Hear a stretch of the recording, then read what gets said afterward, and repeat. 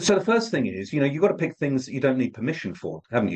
You've got to pick things that you are in control of. And I think top of the list there would be building out your internal and external network.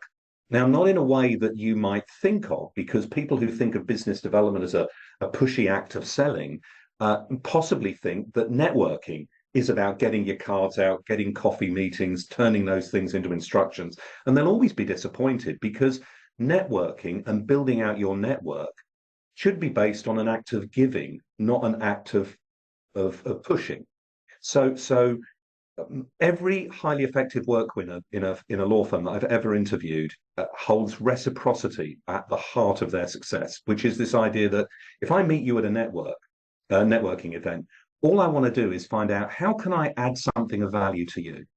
All of the best work winners are habitually looking at who could I introduce Jennifer to in my network?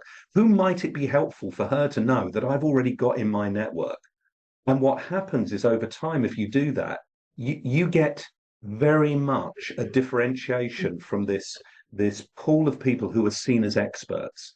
And being just an expert is a really dangerous place to be. And what you're seen as, if you approach networking in the right way, is you're seen as somebody who's adding value. And that means people will talk to you, even if they know you don't have an answer, because they'll know that you're connected. So the first priority for senior associates now, and I saw Michael nodding, because a lot of partners that I teach this to come up to me and say, I wish I'd known this when I was an associate, senior associate, is build out your internal network, cross practice, cross geography, find colleagues with whom you can collaborate. It's no chance that a firm like Baker and McKenzie have an approach where every year partners have got to submit an email talking about how many partners in different lines of service they've collaborated with. And they've seen their North American revenues increase by 40% in the last few years, partly as a result of an increased focus on collaboration. Only do that if you know your colleagues. So build out your network internally and externally, build your profile. That's the second thing.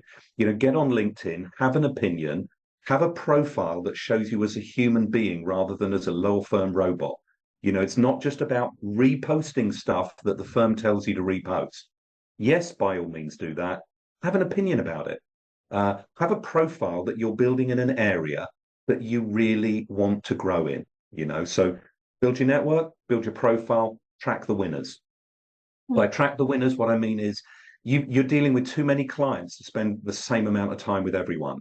But you'll know which of those clients that you're working with within organizations are the ones that are moving, the ones that are going places.